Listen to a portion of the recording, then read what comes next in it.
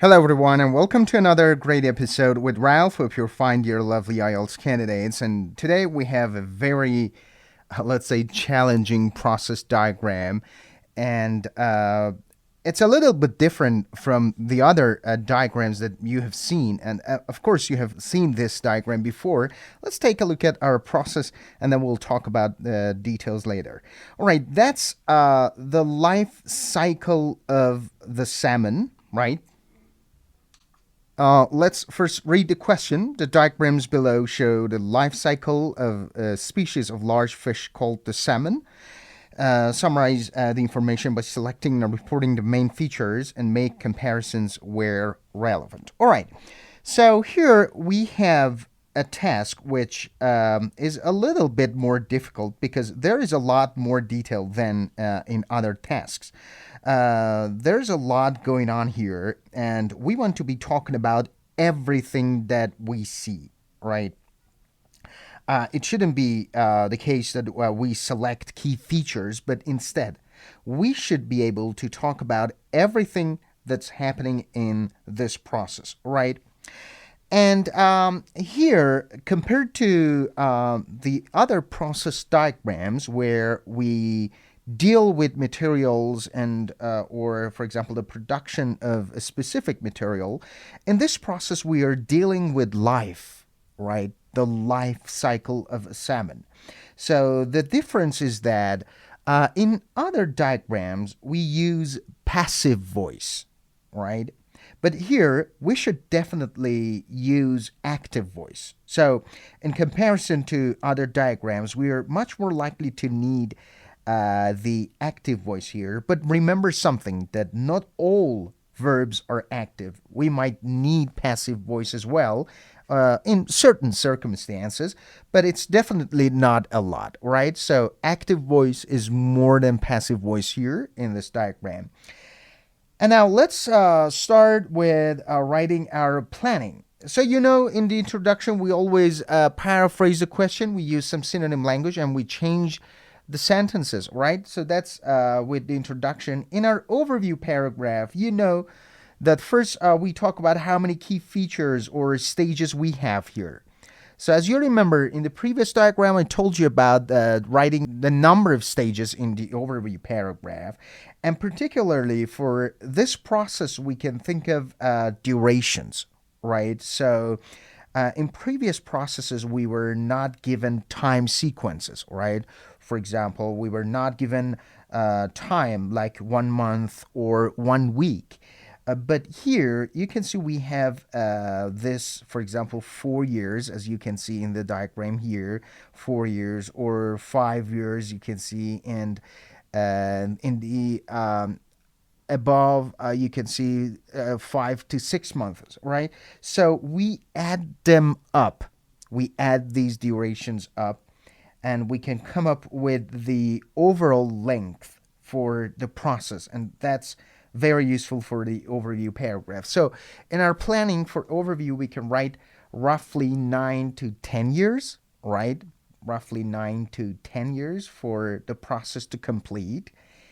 And then we can talk about the number of stages. So as you can see here, there are 3 stages. The number of stages are written here in the process. Stage 1, Stage 2, and Stage 3. So we know that there are 3 stages, and we write in our planning in the overview paragraph 3 stages.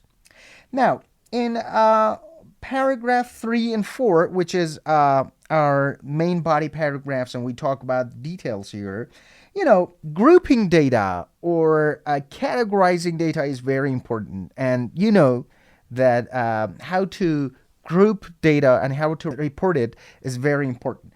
We can consider separating these paragraphs by the number of stages. For example, we can write stage 1 and 2 in paragraph 3 and stage 3 in paragraph 4. Or, for example, you can write stage 1 in paragraph 3 and stage 2 and 3 in paragraph 4, right? But remember, you're not restricted to writing 2 detailed paragraphs. If you think it's easier and more structurally sensible to write 3 detailed paragraphs, then write 3 detailed paragraphs, all right? It's not a problem. And I think it's the case here because we have 3 life stages and we can describe each one in separate paragraph, right? So let's do that. So we have paragraph 3, 4, and 5. In paragraph 3, we write about our first stage, stage 1. In paragraph 4, we write about stage 2. And in paragraph 5, we write about stage 3. All right, very good. Now let's start writing our report. We'll start with our introduction. So, in writing our introduction, you know that we change the question, we paraphrase the question, we use some synonym language. First, let's read the question again. The diagrams below show the life cycle of a species of large fish called the salmon. So, instead of diagrams, we can write the illustration, right? The illustration. Instead of show, we can write demonstrates, right? Demonstrates. And one thing is very important here is that the task, the question does not say how. So we write how. How the salmon develops, it's a good word, develops over the course of its lifetime. So instead of life cycle, as you can see in the question, we have life cycle, I write lifetime. It's a synonym of life cycle, all right? That is how we change the question, and we use some synonym language, and we come up with a very good introduction paragraph. Now, writing our overview paragraph, you know that we always start our overview paragraph with a word, with a phrase like overall, and don't forget to put comma after overall. Overall, right, what happens? As I said, there are 3 stages, and it takes around 9 to 10 years to complete or to become an adult fish, all right? So we start first with writing the number of stages. The salmon passes through. Remember, this is very important. I've not written passive voice here. It's active, all right? Because we are talking about fish. We're talking about life, so we should not write passive voice here. The salmon passes through how many stages? 3 different stages of life, comma, taking between, how long does it take? 9 to 10 years, all right? So taking between 9 and 10 years to reach is a very good verb here, to reach its final adult form, to reach its final adult form. That's it. That's our overview paragraph. So we talked about the number of stages, all right, and also how long does it take for the salmon to become an adult fish. Now let's start writing our third paragraph, paragraph 3, which is our first stage. Now let's take a look at our process here. As you can see, there are salmon eggs, all right, among small stones in the reeds, and it is upper river, which is slow moving, and it takes approximately 5 to 6 months for the eggs to hatch, all right? Remember the word hatch, it's very important. So when the eggs break open, we use the word hatch. So we should talk about everything here. We should talk about upper river, which is slow moving.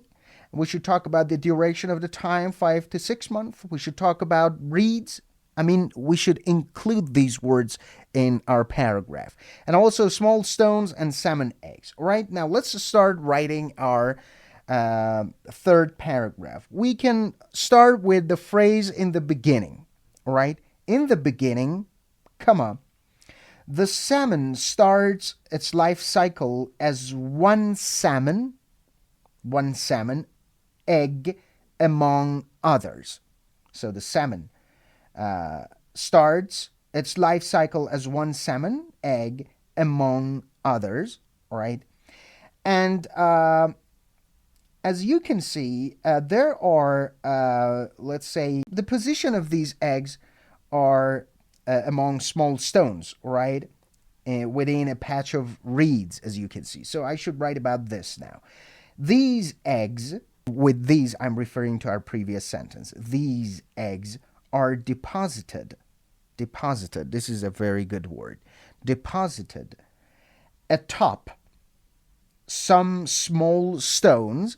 So as you can see, small stones. They are deposited within atop some small stones within a patch of reeds. You know, the word patch itself is not written in the diagram, in the process. So this is the way that I show the examiner that I know a lot of vocabulary, right? So you can add something. So when, for example, there is no unit of measurement, you can add it. When there is no let's say adverb, you can add it. All right, so you should not definitely write everything. You can add something more. So when you see reeds here, you can talk about a patch of reeds. All right, so a patch of reeds in a slow moving upper river. Slow moving upper river. So what happens after that? You know, as you can see, when the eggs hatch, right, after being laid around, for example, we can say half a year, right? Then, as you can see at the bottom of the process here, the number of stages are written, number one, and the fish here, which is from 3 to 8 centimeter, it's called fry. So don't forget to write about this also, right? So the first stage, the name of the fish is called fry. So once the eggs are hatched, right, the fish, which is from 3 to 8 centimeter, is called fry. So we should write it too. Once an egg hatches, about half a year after being laid, half a year. So this half a year is what is written, 5 to 6 months, right? Half a year after being laid, comma, it produces a fry. It produces a fry, again, comma, roughly 3 to 8 centimeters long. So here in paragraph 3, I've written about everything in the process here. I wrote about the salmon eggs, which are laid in small stones in patch of reeds, and it takes around 5 to 6 months, half a year, for the eggs to hatch, and then it turns into something which is called fry. Now, let's talk about our paragraph 4, which is the second stage. As you can see, these fries, right, this fry is in lower river fast-flowing water, right? And then it takes approximately 4 years to become what is called smolt. The smolt is written at the bottom of this process, as you can see in this picture, and it's around 12 to 15 centimeters, right? So we should write about this part now. So the phrase here we can refer to the next stage is the next step. So I start my paragraph with this phrase. The next step is for the fry to, instead of enter, I write the verb swim, right? I write the verb which is specifically for fish. So it's for the fry to swim to the faster flowing lower river. This is the first sentence. Now, after that, I should write, it remains in this river for around 4 years, right? After remaining in this river for approximately 4 years, right, comma, the fry transitions, instead of transform, I write transitions, into 12 to 15 centimeter long smolt, right?